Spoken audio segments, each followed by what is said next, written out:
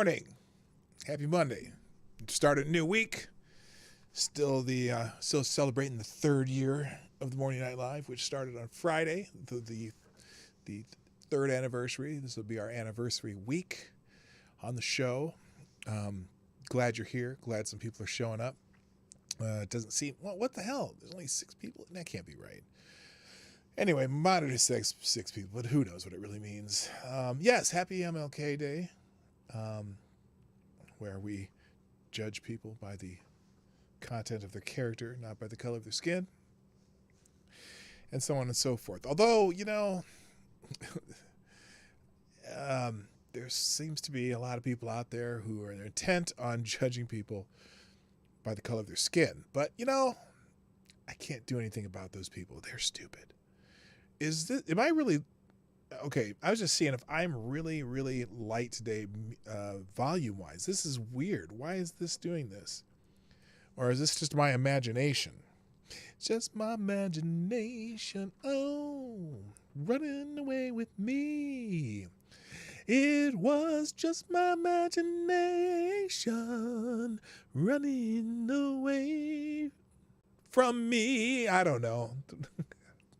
Little temptations for your listening pleasure. Anyway, so there was this thing that happened. Some guy did something down in Texas over the weekend, and it was kind of weird how this was treated by all sorts of entities. So we're going to talk about that a little bit today. And if we have time, we'll get into a few things about the coup and about a few other things. But, before that, we got to play the intro. So let me just get that out of the way. I'll be back within 47 seconds. Play the intro.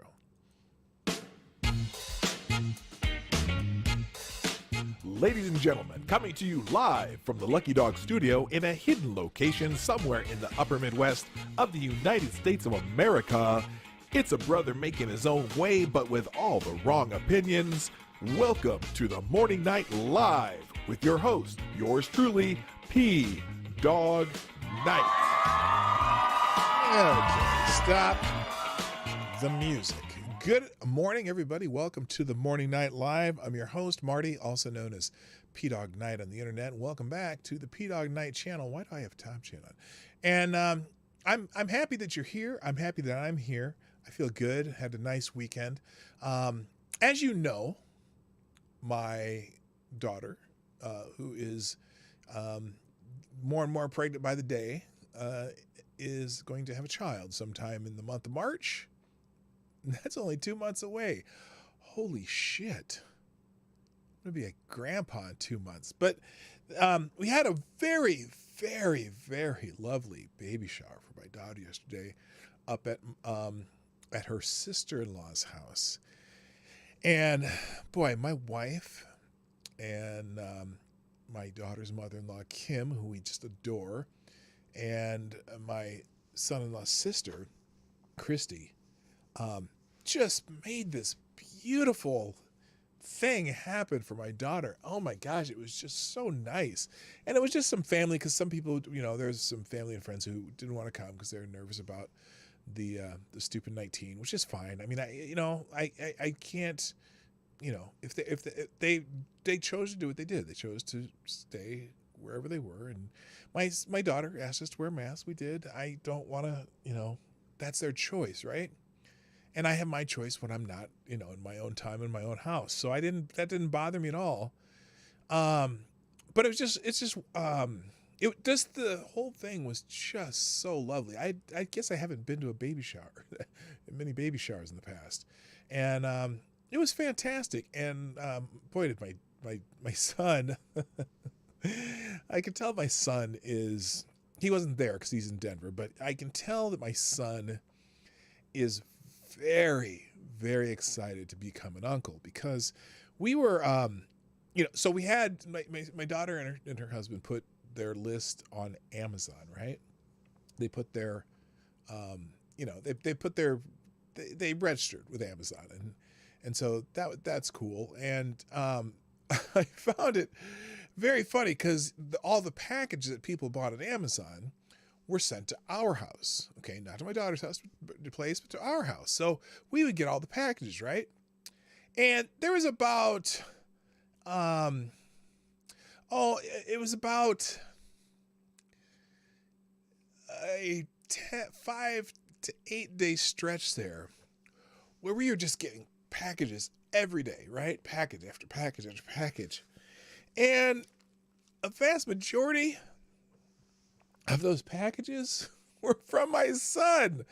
My son is just so excited. He just bought so much stuff for this baby to come. And it just warms my heart that my son, he loves his sister so much. He's so excited about becoming an uncle. And it's just, it's just one of those things where it was a proud dad moment, just laughing. And I texted my son. I said, "Hey, we're getting a lot of packages here." And he goes, "Yeah, I know." he's just excited. So it's fun just to see that my son and my daughter are so, still so tight, even though they live far apart, and he's so excited. So I'm excited for him. I'm excited for us, but mostly I'm excited for my daughter and my wonderful son-in-law, who we just adore too. And everyone in the family that's involved. It's a great time. So anyway, let's move on. Let me say a quick good morning real quick, and then we're going to get into this because I want to talk about the events down in Dallas over the weekend that which I heard some about. We were busy getting ready for the baby shower and then actually doing the baby shower and whatnot. And but I did, catch the coverage out of the corner of my eye, checking my phone every once in a while, and checking just how people were talking about it on Twitter and from the White House and the news. And there was something really weird about it, because, well, I'll tell you, I'll talk about that after I say hi. Okay, let's do that. Let's say good morning, because there's people here that got here right away. First of all, first in the chat today is Avocados Diabli, who gets the bell, and we appreciate you being first. Avocados Diabli, the devil's advocate. Also, good morning, Selecta Boy. Yeah, boy. And third was Tyre Alexander. Good morning also to Hig. Nice to see you in the chat again. Good morning to, let's see, who else is here? Okay, because people came in a little late. Okay, there's Jeffrey Russell Jr. How you doing, my friend? Good morning, D.I. Freighter Watcher. Buster's Outlaws, nice to see you. Let's see, Renee Mayette. Is that everybody? Keever Dam, how you doing? Good morning, my friend. Also, good morning to Jesse Leon and Johnny Hellcat, the original viewer of the Morning Night Live, and Somnambule Nation. And I don't know if there's let me see. Is there stuff going off on other channels right now? I don't know. That may be. Who knows? Every once in a while we cross streams, so to speak. No, just Crowder, who's always on when I'm on, so I'm used to that. And H.A. Goodman. So I don't have much crossover with H.A. Goodman. But although anyone here ever watch H.A. Goodman? Hello, Ebony Williams. How you doing? Also, Fight for Our Rights. And I see a Spud Gun. What's happening? Good. More people. Anyone here ever watch H.A. Goodman? Do you know if you know who that is? I used to watch him a lot, but his stuff sometimes is so repetitive. But I liked it when he made videos and they're a little more focused. But when he does things live, it's not so focused sometimes. But I still occasionally try to catch him because he's interesting. Jimmy's in jail. Oh, shit. Jimmy's in jail now? Is he? Oh, man. That's too bad. So anyway, thank you, by the way, Somnambule Nation, Keeverdam, and anyone else who's about to retweet the show. Hint, share the stream, hit the like button, and if you'd like to sponsor the show, you know how to do that. It's all down in the description. Y'all know how to do that shit. So let's talk about, who is that? Hang on a second. I just got to verify something here. Okay, we're done with that. Let's talk about the events of the weekend. That just there's something weird about it. Just something so strange, right? So there's this hostage situation going on in Dallas. Some hostages taken in a synagogue, and it quickly made national news. It was like all over Twitter, right? It was a feature thing on Twitter, and let me see. In fact, let me see if I hostage. Let's see if hostage is still trending at all. Well, it's still a lot of tweets about it. Hostage, Texas. Lots of people tweeting about it. It was so weird because, first of all, well, let me give you an example. Okay. Let me find it here. First of all, the Biden administration had a real bizarre response. Okay, so here's a piece from the American Thinker, because this is where I saw this tweet from Jen Psaki, right? And here's the tweet from Jen Psaki. Oh wait, what the hell's going on there? That thing's way off. Why did that way over there? Let me fix this real quick. All right, right here. So there's this hostage situation in Texas. We kind of know, and this is before they kind of knew. Well, sort of, kind of before they knew. But it's okay. So what happens? This guy comes in with a gun and starts taking hostages in a synagogue in Dallas, Texas, right? And so, first of all, the tweets talking about, oh, this is probably some white nationalist. There are people blaming this on Trump. Now, remember, and I'll get to that. But anyway, so Jen Psaki says POTUS, President of the United States, has been briefed about the developing hostage situation in the Dallas area. He will continue to receive updates from his senior team as the situation develops. Senior members of the national security team are also in touch with federal law enforcement leadership. So, and this, as this article points out, what an amazing statement. And I don't mean in a good way. Psaki makes no mention of the synagogue at the heart of the crisis. She doesn't mention Islam, terrorism, Al-Qaeda, or anti-Semitism. Remember, this is during a time when we've been talking about hate crimes and anti-Semitism and every this and that and yada, yada, yada. Hate. No judging hate crime indications there. To her, it's just a developing hostage situation in the Dallas area. Nor is there any hint of compassion or concern for the people trapped with an armed madman purportedly carrying a backpack filled with explosives. Now, some people notice Stephen Miller from Red Steez or whatever he writes for. What does he write for? I can't remember what he writes for. Any other details about this occurring? Where this is occurring, Jen? Like in a synagogue, maybe? Hate crimes, whatever. So, he has only been briefed but doesn't declare his support for the Jewish community, nor does he condemn this attack on religious freedom. Shaking my head, it's just downright sad. So, it was so weird, because, now, okay.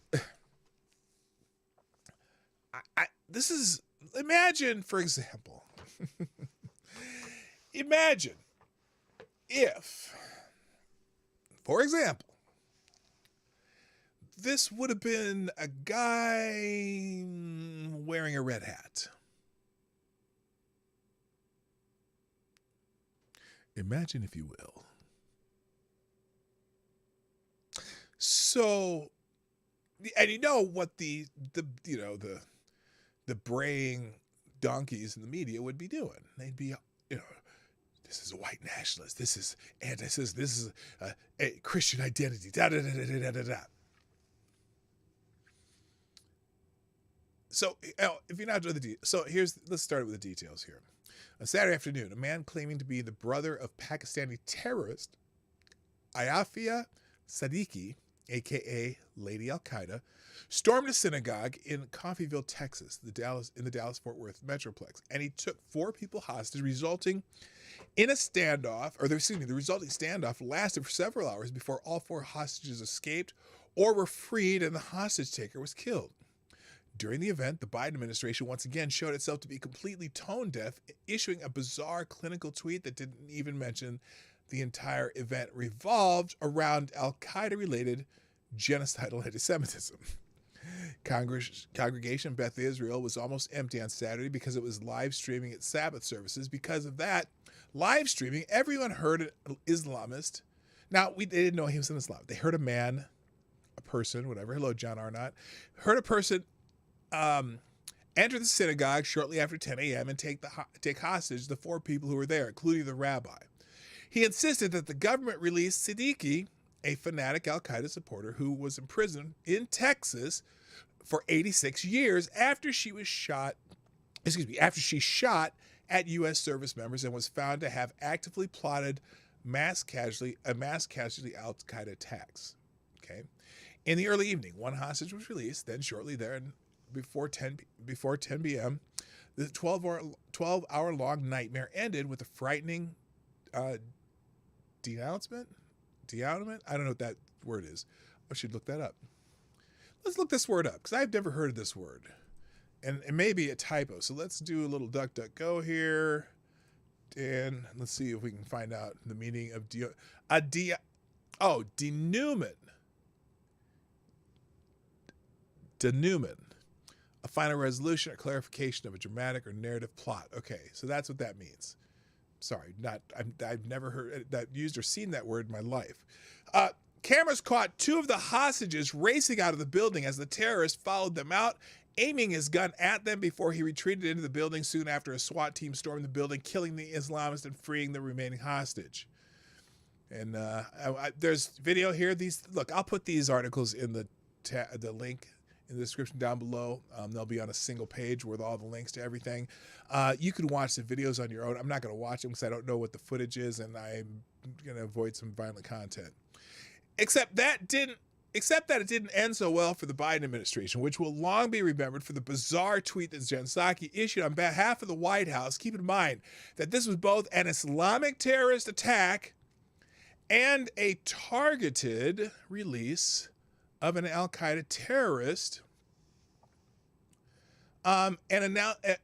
He was trying to, and a targeted anti-Semitic attack. A Muslim man deliberately attacked a synagogue to force the release of an al-Qaeda terrorist and announced his willingness to kill his Jewish hostages.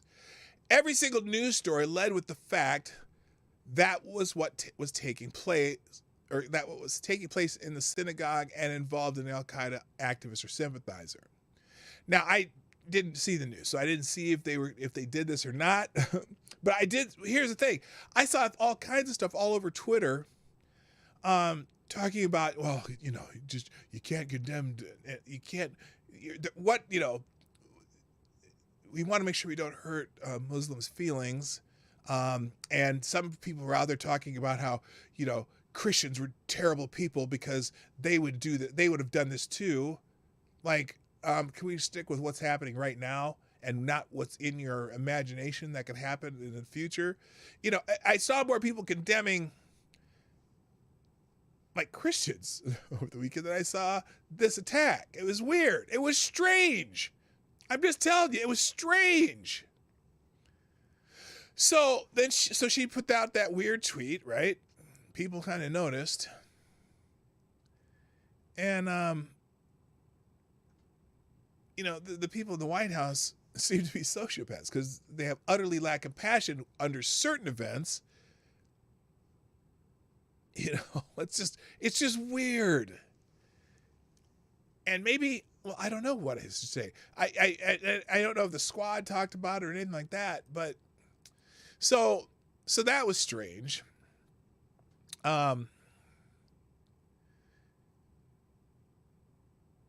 So, and then I have a couple of articles open that'll be in the tab. This one from the Washington Free Beacon, Lady Al-Qaeda, who this guy wanted released. Blame Jews for her conviction. Her allies can't figure why a gunman attacked a synagogue in her name. So the Council for Islamic Relations or something like that. And Sadiq attorneys scrambled to avoid blame for terrorist attack on a Texas synagogue. The Council on American Islamic Relations denied any connection between the terror attack at a Texas synagogue and its campaign to free imprisoned terrorist Afia Siddiqui, one day after a fanatical gunman took Jewish congregants hostage to demand Siddiqui's release. Because It's like, so she was committing a terrorist attack, and she blames the Jews, and then they attack a synagogue. It doesn't seem like there could be any kind of connection there, right? Hello, King in Common Law. Nice to see you. Kara's been a long-time advocate for clemency for Siddiqui, a terror operative who was dubbed Lady Al-Qaeda and sentenced to 86 years in prison in 2010 for trying to gun down U.S. FBI and military officials. During a joint press conference with Siddiqui's attorney on Sunday, Kara's Dallas director, Faizan Syed, said it had no prior relationship to the assailant, British national Malik Faisal Akram, and that his actions should not detract from efforts to seek clemency for Siddiqui. Well, but he was there trying to get her released a little early, and he was taking an unusual method to try to get there. I don't know why you would not, grant her clemency after this, because I'm sure that it was just a coincidence that he did this, even though he said he demanded that she be released. And so there. Anyway, so that's weird. And then also the FBI. So, by the way, the FBI did identify this man, and this is his name. FBI identifies Texas synagogue hostage taker as British national Malik Faisal Akram. We just said that. So this article just tells you a little more about him. But the FBI, who is saying that white nationalism is the greatest threat to American democracy and American way of life, and to your neighbor's cat and your favorite parrot, they seem to downplay the anti-Semitic aspect of the hostage taking at the Texas synagogue. Really weird. I don't know why they would do that. I guess we're worried about the backlash against, so are we going to start hearing about more Muslim hate crimes? I don't know. I hope not. But, that seems to be their biggest worry. Iran gets a nuclear weapon, and they bombed the East Coast of the United States, killing 155 million people. And the papers would be most worried about how that affects, Muslim hate, I guess. The jihadi who stormed the congregation Bethel Synagogue in Coffeyville, Texas, and took hostages Saturday, demanding the release of convicted terrorist Afia Siddiqui, is dead, and the hostages are safe. And now comes the real work: whitewashing, downplaying, and ignoring the outright what took place because it doesn't fit the establishment narrative. Oh, so brilliant. FBI special agent in charge, Matt DeSarno, got the ball rolling when he said, quote, we do believe from our engagement with this subject that he was singularly focused on one issue. Here, let's listen to this shit. Listen to this bullshit. We do believe from our engagement with this subject that he was singularly focused on one issue, and it was not specifically related to the Jewish community, but we're continuing to work to find motive. What? What? Wait, let me see. Hang on. And it was not specifically related to the Jewish community. Really? He's not related to the Jewish community at all. It was just he went into a synagogue and Sadiq said that it's the Jews' fault that he's in jail and Zionist and all that shit. And no, not related to the Jewish community. Let's see what else he says. But we're continuing to work to find motive. Continuing to work to find motive. Let's see. He told you that they demanding the release of Afia Siddiqui, and they're trying to determine what the motive was. I think he told you what the motive was, but I don't know. Wow. Continue on that path. In terms of the resolution of the incident, the hostage taker is deceased. But what the motive was? Didn't he tell you what his demands were? So DeSarno's bizarre statement is based on the fact that the demands the hostage taker made all revolved around Afia Siddiqui, a.k.a. Lady Al-Qaeda, who's serving 86 years in prison for plotting a large-scale jihadi massacre in New York City. The hostage taker reportedly demanded that his sister, now that's sister in Islam, I'm assuming, be freed, which led to widespread speculation that he was in fact Afia Siddiqui's brother. At this point, however, although they have not released his name, okay, we know his name now. He's not literally his sister. I think he meant his sister in Islam. But anyway, according to Tom Winter of NBC News, the hostage taker even had the rabbi of Congregation Beth Israel, Charlie Crichton Walker, whom he was holding hostage, call another rabbi in New York City. The quote, the purpose of the call was to again demand the release of Afia Siddiqui. The New York City-based rabbi called 911, and the NYPD is well aware of the incident, tweeted Winter. So let's get this straight. A man enters a synagogue and takes hostages and warns that if anyone gets too close, people will die. He demands the release of an al-Qaeda terrorist. The FBI then asserts that his actions were not specifically related to the Jewish community. And apparently, because he was talking only about Afia Siddiqui, and at least not reportedly railing against Jews in Israel. So, why exactly did he do all this in a synagogue? He had the whole wide green world in which to take hostages, and why did he choose Congregation Beth Israel of Coffeyville, Texas? Once he had taken his hostages, why did he have one rabbi call another rabbi in order to demand Afia Siddiqui's release? Why? What does Congregation Beth Israel have to do with Afia Siddiqui? What does its rabbi, or the rabbi with whom the hostage taker had him contact in New York City, have to do with Afia Siddiqui? The answer to both questions is nothing whatsoever. The hostage taker chose the synagogue over any other possible target because the widespread belief that in the Islamic world that the Jews control the world through various surreptitious means, as Jordanian professor Ahmad Nofal articulated last April, railing against the Zionist notions and Jewish notions. Nofal said, "It is forbidden to say Jewish nowadays. Forbidden, fine, whatever. We say Zionist. It is the same thing. Huh? See how they rule the world? Even the modern..." I can't even say this on YouTube. But anyway, nothing to do with it.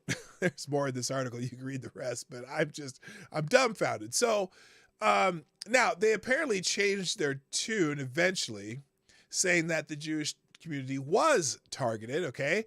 So the FBI released a new statement late on Sunday, appearing to contradict their previous remark about the hostage situation that unfolded Saturday in Coffeyville, Texas. The FBI said in a statement, quote, "This is a terrorism-related matter in which the Jewish community was targeted and is being investigated by the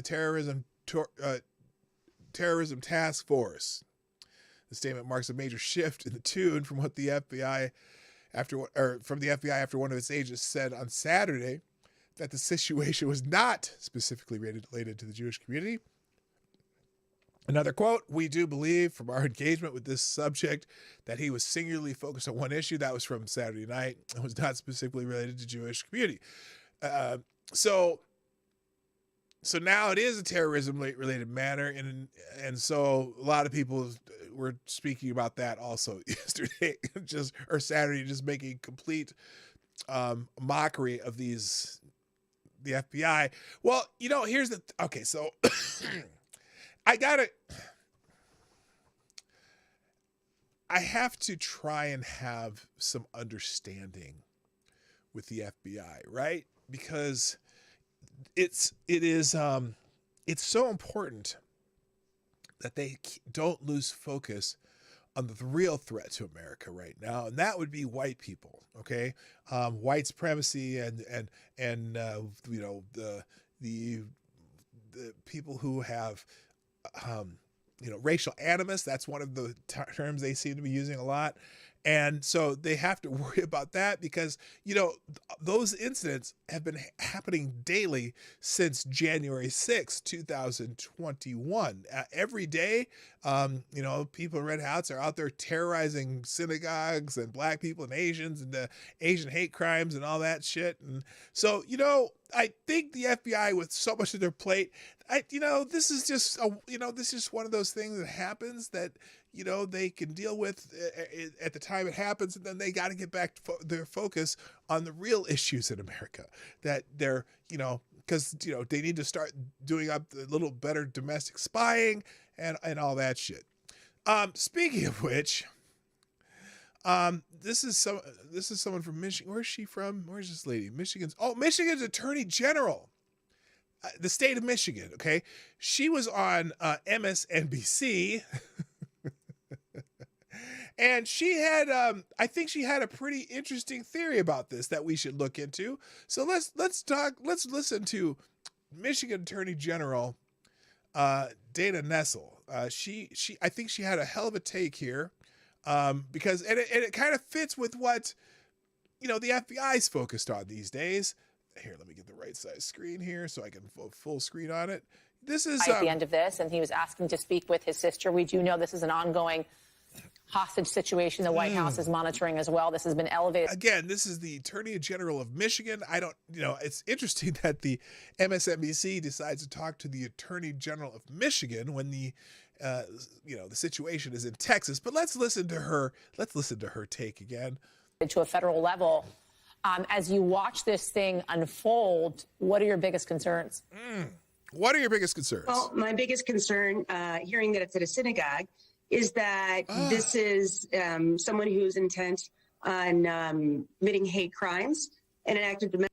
Intent on committing hate crimes. Wow. Are there people intent on committing hate crimes? That's an interesting statement. I'm going to let you finish. Domestic terrorism, and it's not just a random person who wandered into a synagogue. Now, we don't know that for certain, but we have seen an incredible rise in rhetoric that is anti-Semitic, being trafficked all around the country. And in the case of Michigan, that is why I established the first hate crimes and domestic terrorism unit anywhere in the state, one of the first in the country, because we were seeing an exponential rise in hate crimes and an exponential rise in the formation and the membership of these extremist organizations, many of which are white supremacy organizations, and they traffic in hatred against Jews and other minorities. Wait a minute. I need to go back. She said something there very interesting. Let's go back a few seconds here. Let's go back a few seconds. Richo, what's happening? Give me 20 seconds on your show. Don't be a coward. Richard, on Fridays I usually have open mics. What are you talking about? She said something interesting here, though. Let me go back. I'm going to run this back just a little bit because she said something that I got to say something about. Established the first hate crimes and domestic terrorism unit anywhere in the state, one of the first in the country, because we were seeing an exponential rise in hate crimes and an exponential rise in the formation and the membership of these extremist organizations. That was the war part.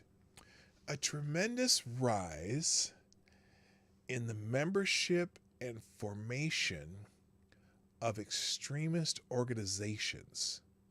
That's the part that caught my ear for a second there.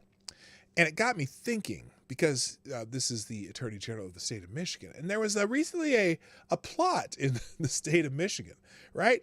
There's a plot in the state of Michigan that what were they going to do? They were going to kidnap, or they were stalking. They were going to kidnap the governor or something. And that the rise in formation of this extreme organization that was like 15 FBI agents. Yes, absolutely, the rise in those organizations in your state because they're full FBI agents. Oh my gosh! No, it was not domestic, Dawg. You are correct, sir. You are correct, sir. Many of which are white supremacy. Many of which. Oh, wait a minute. Now that's an interesting way she said that. There's a rise in the membership and formation of these extremist organizations. Her next line is,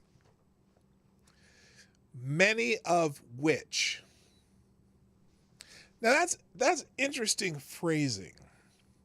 So there's a rise in the membership and whatever formation of extreme, but many of which are white supremacists. Wait, not all? Many of which, usually when you say many of which, let's say we are talking about,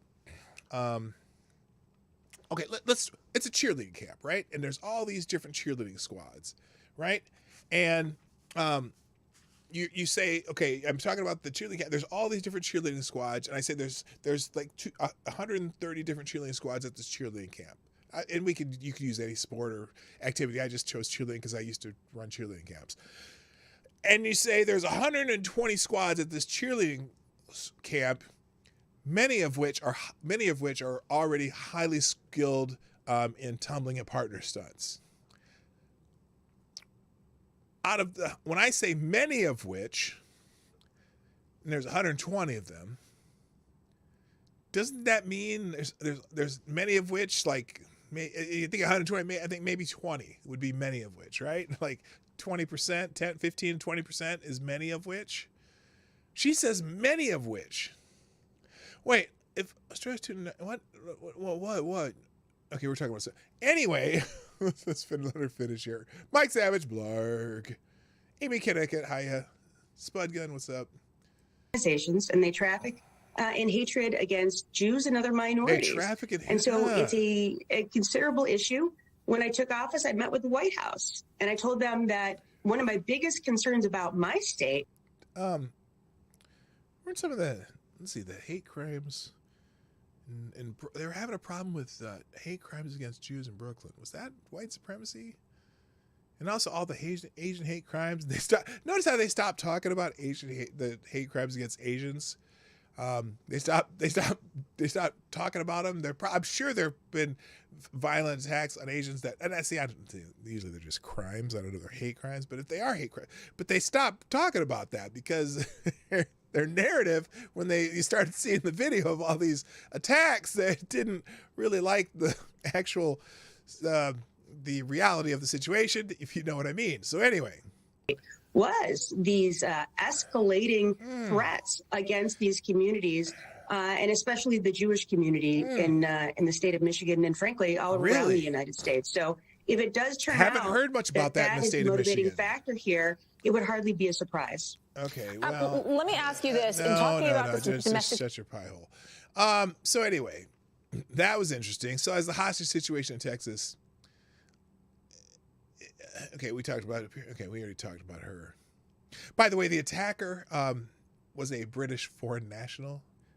So this is actually, just call it domestic terror. Somebody said it's not domestic terror. I think it was Duck Dog. Yeah, you're right. It really wasn't. It wasn't even domestic terrorism. This is a British foreign national. British foreign national. That's not domestic terrorism, is it now? So anyway, it's really weird. It's so, what else is strange about this, man? Why did the British foreign national, who's mad about the Aifia Sadiq being, imprisoned for terrorism, right? Why did he take hostages in Dallas, Texas? Because she's being held in New York, right? So I don't know. Richo, what are you talking about? Yes or no? What? Okay, what's going on with Richo? Who thinks P-Dawg should put me on to hang shit on Australia today? Yes or no? Richo, let's do this. Whatever you're talking about, let's do this tomorrow. I don't know what you're talking about, but I'd be happy to. We'll talk tomorrow. Okay, we'll figure it out. Yeah, this is not the best. Oh my gosh, I don't know. Anyway, shall we move on?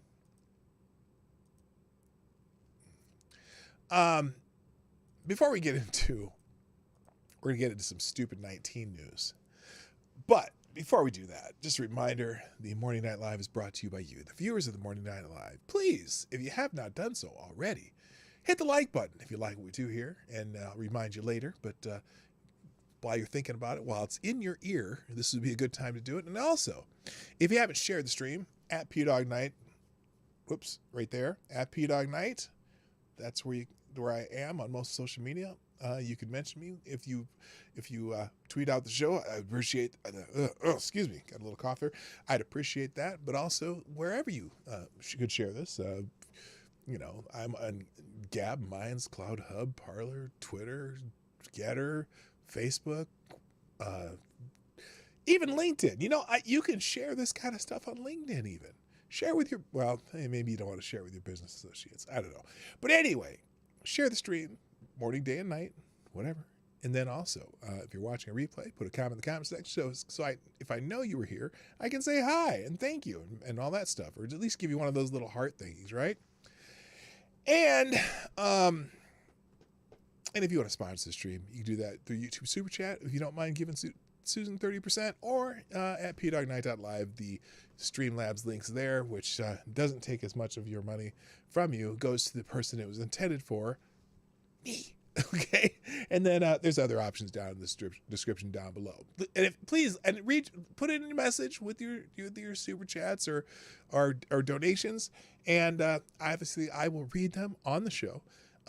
Sometimes, occasionally, I do have to use my own personal poetic license just to massage and certain things that perhaps I cannot say without being yeeted from YouTube. By the way, I'm also on, most of my replays are also doubled up on Odyssey, if you're familiar with that platform. And on Rumble, I'm not sure if they've been translating, but also BitChute, Rumble, Odyssey. I'm saying at PDawgKnight there too. So let's get into a little little stupid 19 news. This was a weird thing from yesterday. The Health and Human Services Division, I think, which is, I don't know if the HHS is in charge of the CDC or whatever, but this was very strange, this news. Apparently, Health and Human Services is going to stop counting stupid 19 deaths starting February 2nd, according to new guidance for hospitals. What? Now remember, because right now we are in the Megatron phase of stupid 19, right? Although there are a few Delarice cases, we are in Megatron. And, but they're going to stop counting deaths? What? At this point, it's clear there's a difference between hospitalizations with stupid 19 and of or for stupid 19. Now take the next logical step. There's also a difference between dying with stupid 19 and dying from stupid 19. How many people listed as dying of stupid 19 were receiving treatment for another illness and only tested positive? Apparently that is a conversation the Department of Health and Human Services does not want to have. I wonder why. Because they've been fucking with you for 2 years. In an astonishing move, HHS notified hospitals that they are no longer required to report stupid 19 deaths beginning February 2nd, 2022. So miraculously, I'm just going to extrapolate this out as far as I can right now. After February 2nd, there will be no more deaths from stupid 19 during the Biden administration. In other words, the Biden administration will successfully end the pandemic in the United States of America. Currently, the only required reporting of stupid-19 deaths is the count from the previous day. That information is now on the list of inactive fields in an update sent to hospitals and acute care facilities on January 6th. On page 27 of the update, under the data elements made inactive for the federal data collection, item 16, quote, previous day's COVID deaths, is listed. In spring 2021, the CDC started carefully separating death from stupid-19 from those where the deceased tested positive but died from something else. Oh, did they? That's funny because they really don't like to talk about that. The agency was invested in promoting the vacations, and the number of breakthrough infections and deaths was low. So the CDC investigated each death carefully and applied a different standard than it did to the rest of the reporting. Since the beginning of the pandemonium, there was a positive stupid-19 test and the patient died. It was listed as a stupid-19 death. With vacation breakthrough deaths, the CDC distinguished between deaths with the virus and deaths from the virus.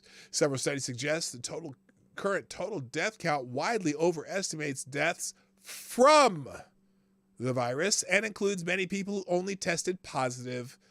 A retrospective study in 3 large New Jersey hospitals in November 2020 demonstrated that 89% of people who died with stupid-19 had a do not resuscitate order in place before their stupid-19 diagnosis. What? Wait, did you hear that? 89% of people who died with stupid-19 had a do not resuscitate order in place before their stupid-19 diagnosis. That means these patients were suffering from a terminal condition before receiving a positive stupid-19 test.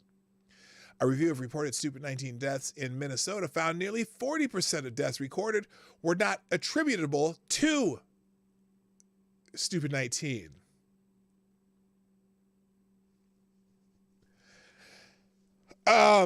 We've been overcounting deaths big time. Holy shit. That means these patients, Santa Clara and Alameda County in California distinguished those patients who died due to the illness progression of stupid-19 and those who tested positive at the time of death but were asymptomatic. This exercise reduced the number of stupid-19 deaths in both counties by nearly 25%. So let's just use round numbers and extrapolate that out. 800,000 over 2 years, 25% would be less. Would be 600,000. Over. Oh my God.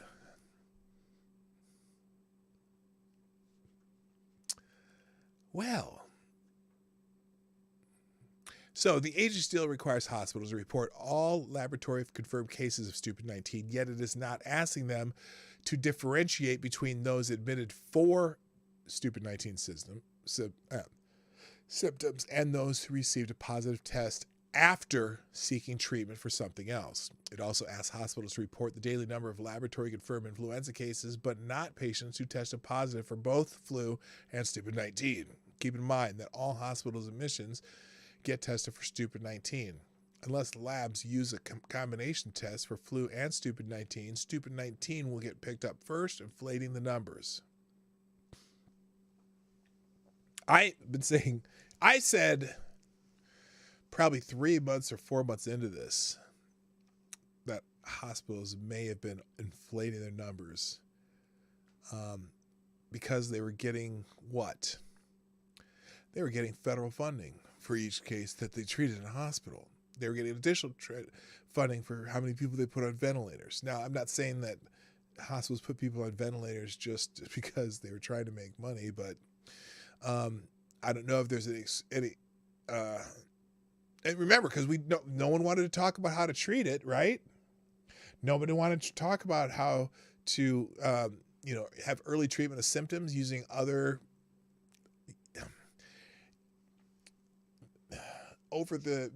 highly popular, worldwide used,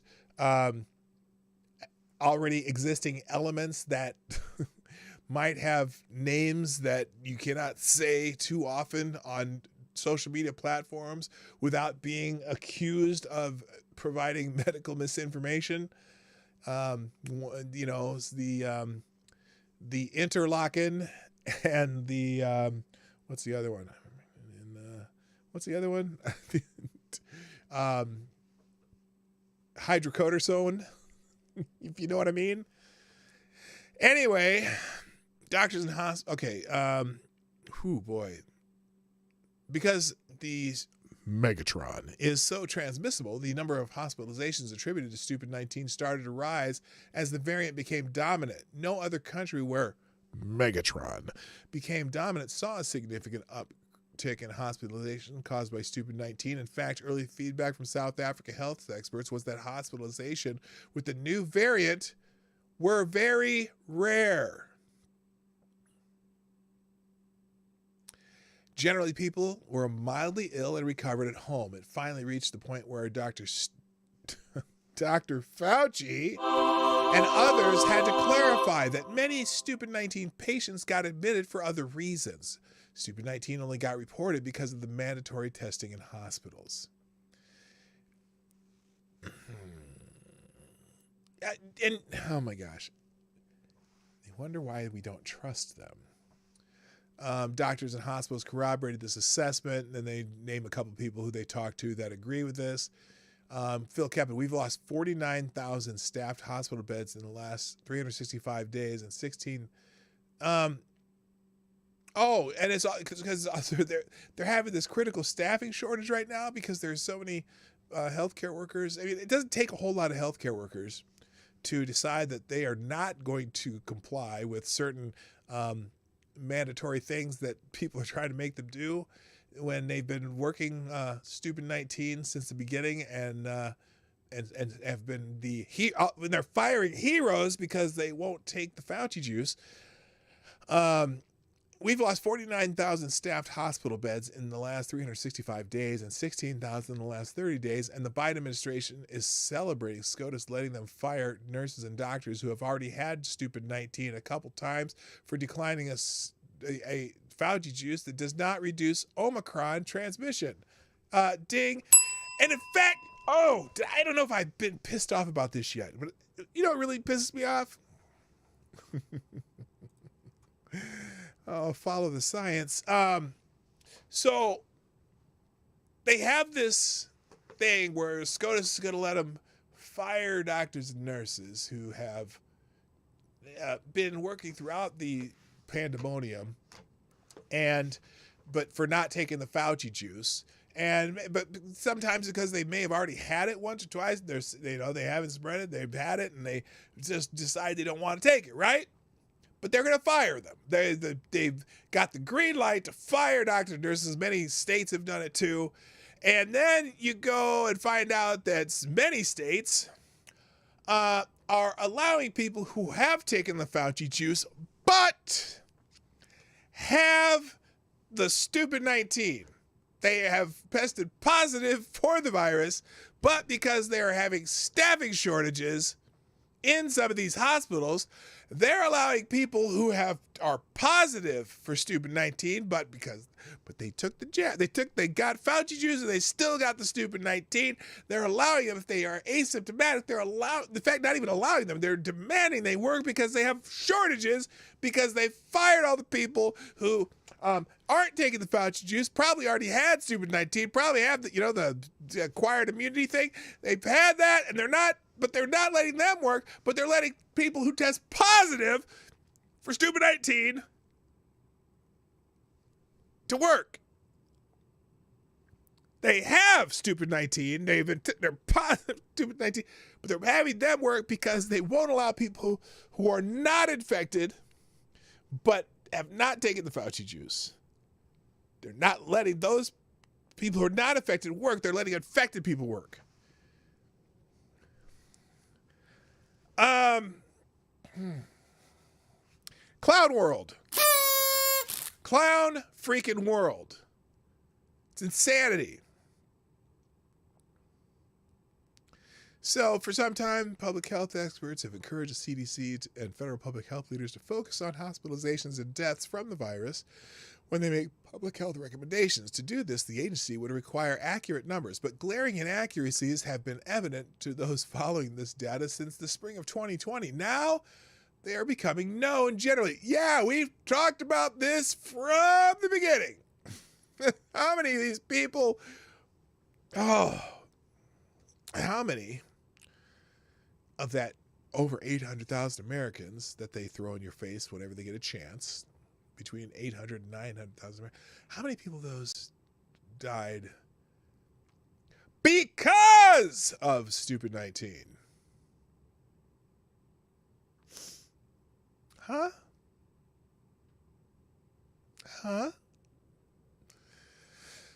Oh. Yet we get obfuscation and inflation from HHS rather than transparency. Instead of correcting the data collection parameters on deaths and ordering a review of the ones previously reported, Health and Human Services is just eliminating the metric deaths. They're no longer going to report death. So, congratulations to the Biden administration on February 2nd. You will no longer have any deaths from the stupid 19. We are no longer going to report them because there will be none to count, and we just have no idea. Whatever. Some interesting, another thing that happened very recently. The CEO of Pfizer, Albert Bourla. Albert Bourla.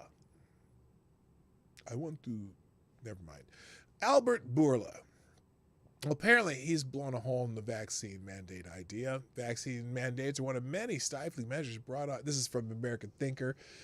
Are one of many stifling measures brought on by the ongoing stupid 19 pandemic, a consequence of those trying to follow the science. You blinded me with science.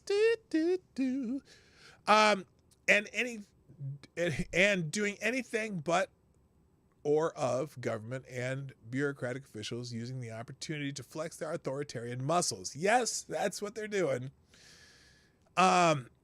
Whether they serve a useful societal function. Oh, did I ever turn this thing off? Let me check something real quick. I'm sorry. I have to, I just realized there's probably something going on in the chat that shouldn't be going on. Hang on a second. Let me fix that real quick. And it's nothing any of you are doing. It's something that I seem to have forgotten to do. Here, let me check. Yes, I did. It is not open mic day. Sorry, guys. I apologize if you're waiting on open mic. Maybe that's what you're talking about, Richo. I do not have the mic open right now. Oh, what did I do there? It should be turn that off. So hopefully that wasn't popping up in the chat.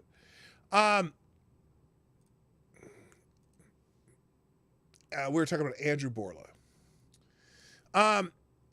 So the CDC website cites a book chapter by research scholars Kevin Malone and Alan Hinman that describe vaccine mandates as a mean of drastically reducing infectious disease in the United States. Mandates present a challenge. And when societal interests conflicts with the individual's interests. With vaccine mandates, there is the assumption that increased immunization rates result in significantly decreased risk for disease, according to the chapter. Although no remaining unimmunized individual can be said to be free of risk from the infectious disease, the herd effect generated from high immunization rates significantly reduces the risk for disease in those individuals. Additional benefit is conferred on the unimmunized person because avoidance of the vaccine avoids the risk for any adverse reactions associated with the vaccine. As disease rates drop, the risk associated with the vaccine come even more to the fore, providing further incentive to avoid immunization. Thus, when an individual in this common chooses to go unimmunized, it only minimally increases the risk of illness for that individual, while conferring on that person the benefit of avoiding the risk of vaccine-induced side effects. Now, you're not supposed to say that out loud, but they said it. Herd immunity, a term that can get one banned from social media and polite society, is the key. Both the Fauci juice, the vacation, and I already used the words, but the vacation and national infection can achieve herd immunity. Once herd immunity is reached, the risk-benefit ratio pivots from less benefit for every last person being vacationed to more risk from vacation adverse effects. This is the logical way infectious diseases have been approached in the past, until Stupid 19 apparently changed relatively settled science regarding vacations, face diapers, spacing, and mandates. The fuck? Real quick, thank you, Tyre Alexander, for sponsoring this first sponsor of the show today. Tyre Alexander, you are the new Streamland Superstar sponsor of the day. Thank you so much. Dropped a bullet in the tip jar. It says, Biden did it. He has officially killed Stupid 19, but not dealing with it. Genius. All hail Emperor Pudding Brain. All hail Saint Fauci, the patron saint of science.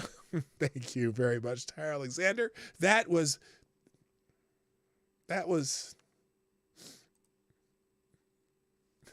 beautiful, man. That was beautiful. That was oh, that was awesome. Okay, back to this. So the premise assumes that vacation in question prevents contracting and transmitting the underlying infectious disease, or as the chapter describes, an important characteristic of most vacations is they provide both individual and community protection. Now, are the Stupid 19 vaccines providing both individual and community protection? If they are, then a case may be made for vacation mandates, although that is debatable. If not, then such mandates make no damn freaking sense. An excellent person to ask is Albert Bourla, the CEO of Pfizer, the largest Stupid 19 vaccination maker. And I'm telling you, if y'all follow Hotep Jesus and Uncle Hotep, and you know about the Grifties, which will be coming up early February, they have a award for Grifter of the Year. I don't know how Pfizer would not be the corporate grifter of the year. I'm just saying, if you watch those guys, you know about the Grifties, go over there and vote for Pfizer as the corporate grifter of the year. They got the country into almost mandating you use their product that they make a great deal of money, and it's guaranteed money from the government. It's amazing. I think Pfizer is definitely the grifter of the year. Anyway, so in a recent Yahoo Finance interview, Borland let the cat out of the vacation bag. Here is what he said. And we know that the 2 doses of the vacation offer very limited protection, if any. The 3 doses with the booster, they offer reasonable protection against hospitalization and deaths. And again, that's, I think, very good. The less protection and less protection against the infection. Wait, what? Limited protection, if any, is not a strong endorsement for the product you have the federal government giving to people and paying you for every one without, I don't know. He didn't say robust protection. He didn't say excellent protection. He said limited protection. Limited protection. Only reasonable, meaning there's limited benefit, and it's a benefit to the individual, not to other people. An umbrella provides limited protection, if any, in a hurricane, and a raincoat offers reasonable protection, but in both cases, you'll get soaked and blown around. Now, I must add the standard and necessary disclaimer that I am not an anti-vacation. Oh, I'll say that too. I'm not anti-vacation. I've not been personally fully vaccinated. I'm relying on the acquired immunity from my bout with the stupid 19, which I survived like roughly another 150 million Americans. Anyway, but this person's saying, not offering medical, nor am I offering medical advice, only an analysis of this recent news item. Any vacation decisions should be between you and your travel agent based on a thoughtful analysis of the risk and benefits, and is standard for any medical intervention. But when the guy himself, who is the CEO of the company that is making the forced Fauci juice in many cases, says it's reasonable protection, limited protection. Holy shite, man. Now, I'm going to skip down here. CDC Director Dr. Rochelle Walensky said much the same last summer about these stupid 19 vacations. They continue to work with the Delta Reese in regard to severe illness and death. The Delta Reese is that other variant earlier than Megatron. Let's see. With regard to illness and death. But what they can't do anymore is prevent transmission. So the vacations cannot prevent transmission. By the way, when I say your travel agent, I don't know if I've used that euphemism yet. I just consider the travel agent your doctor. So the vacation is, this other thing that starts with a V, and the Delta Reese is that one variant, and the Megatron is the other variant that we have now that will not crush you like a grape as earlier variants might have, and so on and so forth. So anyway, you can read, this is a whole lot longer article about the required vacations. You can read on that, up on that on your own. Now, in my great state, now there was some kind of, someone was being fact checked or something. What is a travel agent? Well, they used to be the people who helped you book trips, but the internet's kind of made their job, let's just say they're very scarce these days. But in my euphemism case, the travel agent would be your doctor. All right. In my great state, there was okay. All right. I'm going to do this. Give me one moment, please. Let me just go in here real quick. I am going to, Richo, I'm going to hope and pray that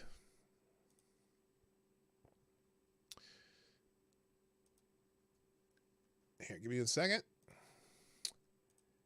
All right, Richo. There's the keys to the green room. You can jump in the green room. And give me a second. I'm not going to bring it right away, but jump in the green room, and I will do your. I've got your 15 seconds for you. I'm going to do one more article here before I do that. So, but there are the keys. All right, here, and I'll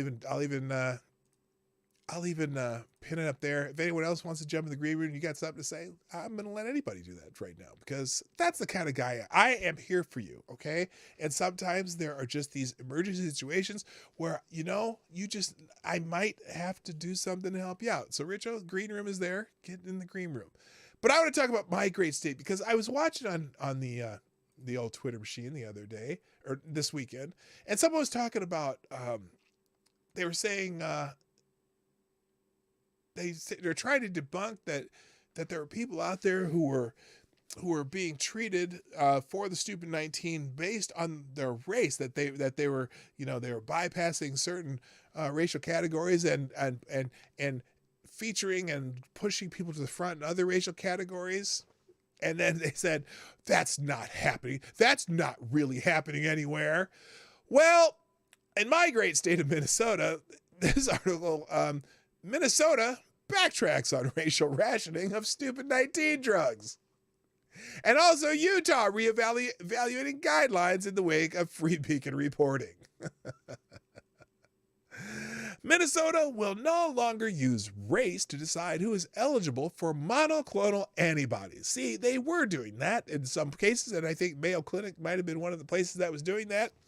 The state announced Wednesday after the Washington Free Beacon story sparked widespread outrage about the guidelines. The scoring system used to determine who in the state qualifies for life-saving COVID treatments, I said the word COVID, stupid 19 treatments, no longer includes BIPOC status. For those who are not in the know, what is it? Indigenous and Black and Indigenous people of color. Black status, Black and Indigenous people of color was a part of the criteria whether or not you got certain treatments for the stupid 19. It was a major driver of eligibility in Minnesota. Minnesota quietly updated its prioritization scheme on January 11th, one day after former Trump administration advisor Stephen Miller told Fox News that he was considering legal action against the state. Miller's organization, America First Legal, had already threatened to sue New York over that state's race-based triage system. The group on Wednesday added Minnesota and Utah to the list, calling their rationing policies blatantly racist, unconstitutional, and immoral. Hello, furry kitten and lunatic. Nice to see you in the chat. The Minnesota Health Department declined to answer questions about the change, but said it was constantly reviewing its policies to ensure that communities that have been disproportionately impacted by stupid 19 have the support and resources they need. You know, whenever they say communities that have been disproportionately impacted, you know what the hell they're saying. They're so full of shit. Anyway, amid the outrage, Utah has also announced that it will be reevaluating who is eligible for monoclonal antibodies, though the Utah State Health Department told the Free Beacon that its initial scoring rubric was outdated. Oh, really? It was just outdated.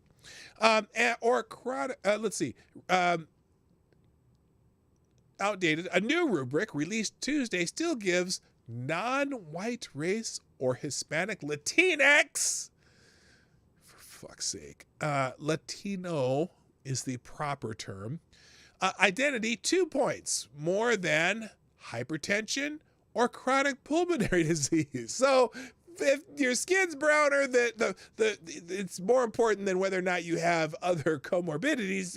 If you're Hispanic, you're more important, or if you're of the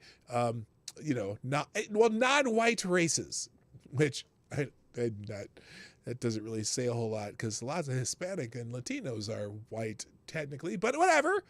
You know, there's of Spanish descent. You're European, and that's considered white, I guess. I don't know. Anyway, the state did clarify that all individuals with severely immunocompromising conditions are automatically eligible for treatment, regardless of their race. Oh, that's so sweet. But that's a change from the previous guidelines. So far, only New York has stood its ground. A spokesman for the state's health department said there has been no change up to the guidance, which makes non-white race or Hispanic Latino ethnicity, but not poverty or geography, a criterion for eligibility. Holy shit. They really are doing that. Anyway, prioritization schemes have their roots in guidance from the Food and Drug Administration. That would be, wait a minute, the Food and Drug Administration? Isn't that like the Biden's thing? They're part of the Biden's, that's part of the executive branch, isn't it? which listed race as a risk factor. What?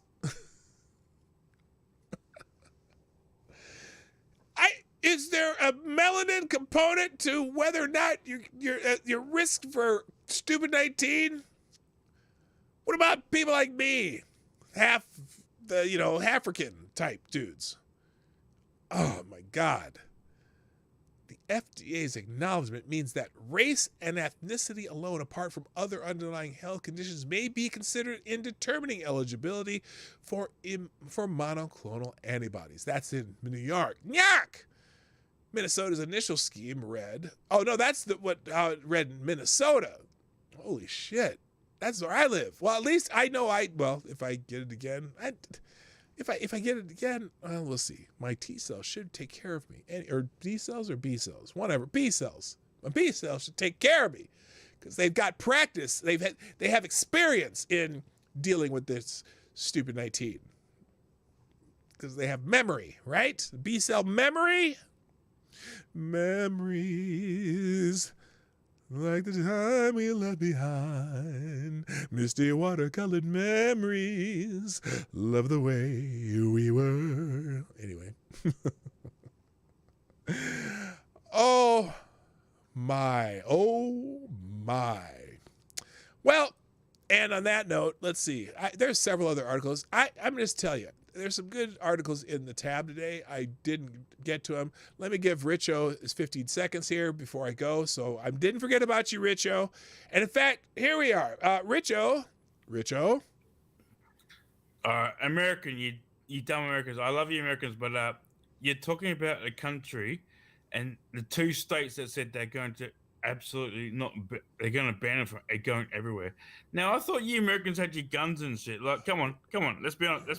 I thought you guys had your guns and you could fight anything, but aren't you guys going through the same thing? Richo? And that's not what I tried to say. Richo? Oh, shit. Is he actually going to try and do that? Really? Richo, can you hear me, Richo? I can hear you, man. I can hear you. I have a question, sir. Yeah, okay. No. Richo, don't call me sir, man. You're older than me. But Richo, can you hear me?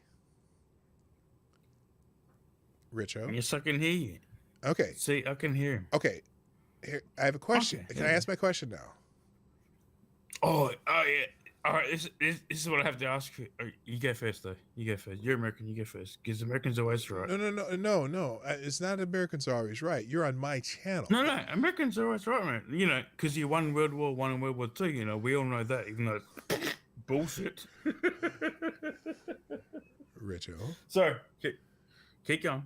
What the bloody hell are you talking about? I have no. You started. Listen to me now. Before you answer, when I click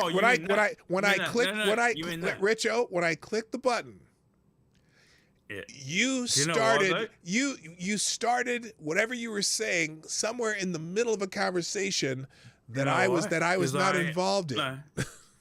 No, I agree. I am ashamed of my country. No, Richo, stop. Don't go there. No pity parties allowed. Just tell me what the conversation was you were having before I clicked you in, because you weren't on yet. It was the Novak. Do you understand who Novak Djokovic is?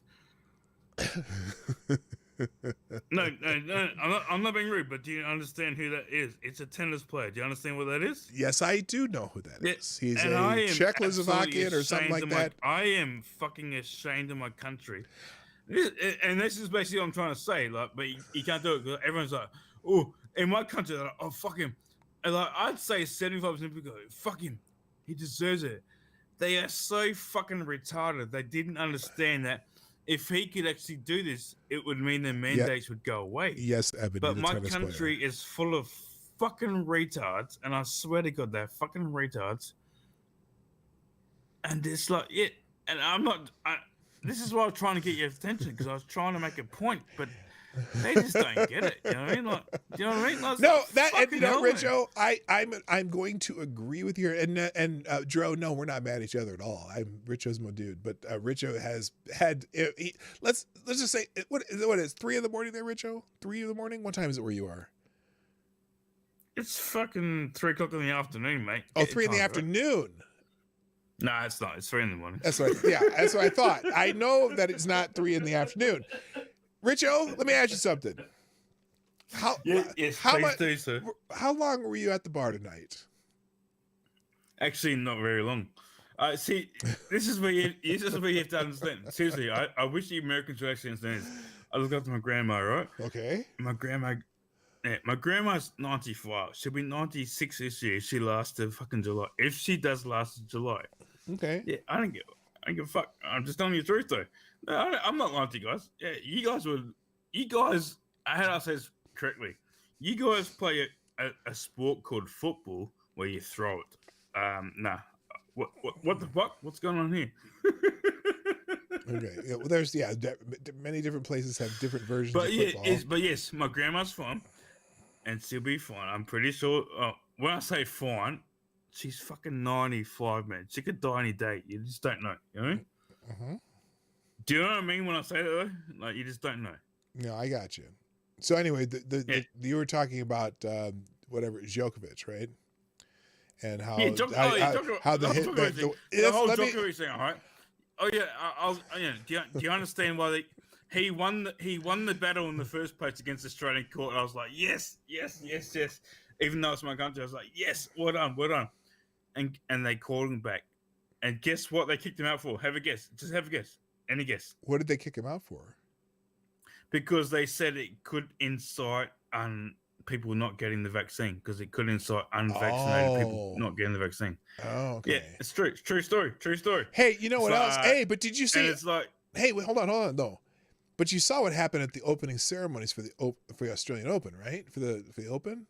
Did you see what happened? I didn't watch it. I was watching the cricket, to be honest. There was a clip of it. Maybe I can find the clip real quick. And they were going to finish with this because I got to go. Yeah. Hang on. Hold on. I'm going to see if I can find the clip real quick. I'm not being rude, man. I was watching the cricket. I was watching the cricket. I don't give a fuck about tennis that much. Oh, I don't understand cricket. But anyway, Australian. Oh my god. All right. So let's pretend that if the same time was within baseball time, you'd love the baseball, wouldn't you? Well, I enjoy baseball because I understand it. I played baseball. I've just never played cricket. Actually, I have to ask this. Trust me, I don't know nothing about it. But apparently, everyone's laughing at someone that's called Dallas Cowboys or some shit. Laughing at them? That's what I keep saying. All I see is like people laughing at the Dallas Cowboy team. Okay, here. Hang on a second. Here's the here's the clip. They booed. Oh, but man, trust me. If you want the truth, I'll give you the honest truth. But yeah, let's do it. Let's do it. I can't find it. Anyway, they booed they were booing the lady talking at the opening ceremonies for the Australian Open because she was talking about how we've kept people safe and the vaccinations, blah blah blah. See, I did not see that. Did they boo her? Oh, they booed the hell out of her. So I'm guessing there's lots of Serbian. Oh, wait a minute. Okay, hold on. Okay, Richard, I'm gonna stop you for a second. Okay, I'm gonna cut you off here because I got to go. But I appreciate you jumping on, and we'll talk later. But so thanks. But keep listening because I'm going to tell you this last story before I go about the Australian Open. Because I want to tell you how CNN. I'm not going to get mad at you, man. Okay, brother. All right. Have a good night, brother. Respect, man. If you kick me, I'm not going to get mad at you. It's all good. Okay. Get some sleep, brother. All right. Bye. All right. So I was just telling you that the opening ceremony, the fans were booing, right?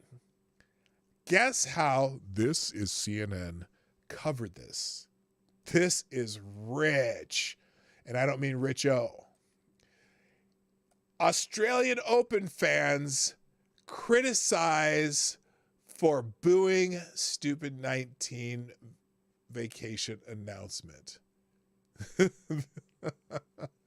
This is CNN. Australia's government has condemned the disgusting. Well, this is the Australian government, so CNN's just reporting it, but still, Australia's government has condemned the disgusting behavior of spectators, quote unquote disgusting, at the Australian Open tennis tournament Sunday after sections of the crowd loudly booed a speech praising the rollout of stupid 19 vacations. The negative reaction occurred during an award ceremony following Novak Djokovic's victory over Daniil Medvedev, I can't say his name, in the men's singles final, which saw the Serb claim his 9th Australian Open and 18th Grand Slam title. Oh, so they did play it and he won? Is this the closing ceremonies? Okay, anyway. Audible boos can be heard throughout the Melbourne crowd of approximately 7,400 during a speech by Tennis Australia's chief Jane Drlicka. I don't know. That's an unfortunate name if that's Drlicka. Jane Drlicka. That's an unfortunate name. I'm just saying. Jane Drlicka. Anyway, in which she suggested now was the time for optimism and hope with vaccinations rolling out in many countries in the world. Drlicka, that's such a terrible name. I didn't kick you, Richo. You're pissed drunk, and I had to stop, and you wouldn't stop talking. But you know I love you, brother. Anyway, Drlicka continued to speak, only to be interrupted with more jeers after she thanked the state government. Oh, God.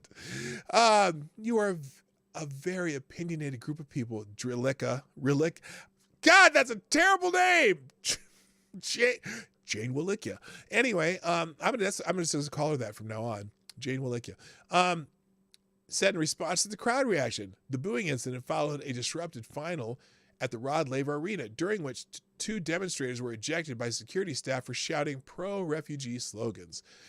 CNN affiliate 7 News reported play was also briefly halted when Medvedev demanded shouting and whistling fans to show some respect as he prepared to serve, with the umpire telling the crowd to please keep it fair. It's not clear why the crowd booed the vacation mention. They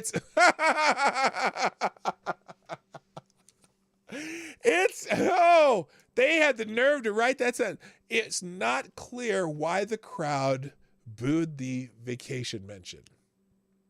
The incident comes as Australia rolls out its national inoculation program Monday, with healthcare workers and seniors among the first to get their shots. They haven't had any shots yet. They haven't joined in the joys of Fauci juice yet. Come on now, I didn't know that. Australia has secured more than 150 million stupid 19 vaccine doses, with the first batch of Pfizer shots, grifter of the year, arriving in the country last week, according to health officials. On Monday, Australia's Deputy Prime Minister Michael McCormack described the behavior of Australian Open spectators as, quote, disgusting. According to 7 News, saying the vacation was going to get Australia back to some sort of pre-COVID normality. Really? Are they really going to stop all the authoritarian shit once people start taking the jabs? I doubt it. Former Australian tennis star Renee Stubbs also described the booing by spectators as disgraceful. Really? Yeah, it almost fucked up your Open. Other Australian public. So Djokovic won the Australian Open. That's even more important to me than the fact that they had this story. I had no idea that Djokovic ended up winning the Australian Open. Did he? So I thought they booted his ass. I thought they didn't let him play. Australian Open 2022. Let's see here. Australian Open. Oh no, they did. No, they didn't win it yet. They haven't played yet. Isn't it next week? Is this?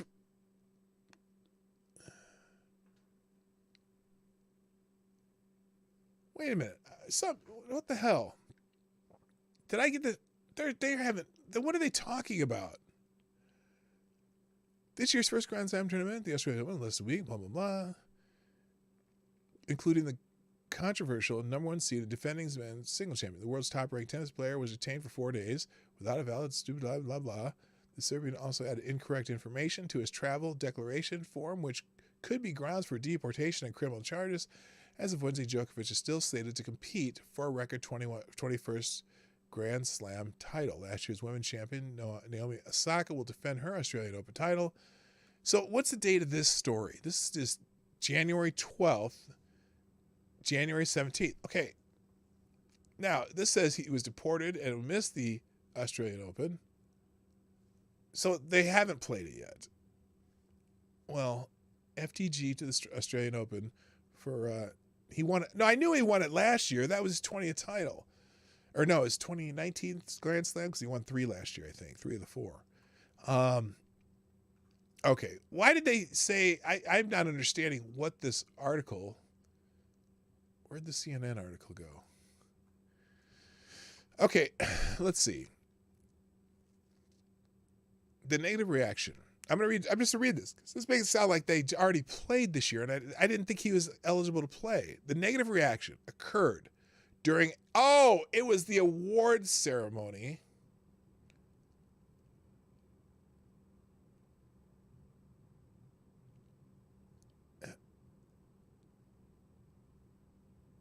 That was from last year. 220. Oh. So apparently, this doesn't make any sense. Oh, this is from 2021. I was wondering, I did say they've had the vaccines in Australia for at least a year now. So why did this just show up now? It showed up in Twitter yesterday. Djokovic's lawyer just said there's no evidence in the minister's reasons that there have been anti-vax protests at the tennis associated with him. However, fans literally booed the word vaccine at last year's Australian Open final featuring Djokovic. That's why this is going around. Okay, I'm losing my stupid mind. Anyway, I know that there's a couple of spam bots. I'm just going to ignore them for now. So that's why this clip was going around yesterday, because his lawyer said there's no evidence in the minister's reason there have been anti-vax protests at the tennis so the anti-vax protest or whatever, the people booing last year had nothing to do with Novak Djokovic. Zero. None whatsoever. And why would that have had anything to do with Djokovic last year and associated with him? So this was last year. Anyway, regardless of anyone's opinion of him, what a spectacle it would have been if Djokovic had played the Australian Open with 80% of fans booing him after a week stuck in an immigration hotel. We've been deprived of the modern-day equivalent of the ending to Gladiator. I think I would have loved to see him play, or would love to see him play and win the whole damn thing, but apparently his legal troubles are not over. All right, enough of this crap. I got to go. Hey, ladies and gentlemen, thank you so much for being here. I appreciate you. And thank you, sponsors, or sponsor, Tyre Alexander, for sponsoring the show today. You are the Streamlabs Superstar sponsor today. Thanks for everyone who's been in the chat. Click that little thumbs up thingy if you don't mind on the way out the door, and share the stream before, during, and after the stream. Put a comment in the comment section if you're watching replay, and all that stuff, all that good stuff. I gotta go, ladies and gentlemen. Thanks for being here. My brain's not working. I saw that clip. I've seen that clip over and over yesterday, and I don't know why, but apparently it's because of what his lawyer said, that there were no protest of vaccines due to him. Well, they weren't due to him. They were due to the people at the Australian Open who were saying, shut the hell up, lady. Let's just talk about tennis. So anyway, everyone, that's all. I'm here Monday through Friday, 10 o'clock Eastern, 9 o'clock Central. Have a great week. I almost said weekend. Let's have a great week. We'll see you tomorrow. I'm PDawgKnight, and I'm out of here. Bye-bye.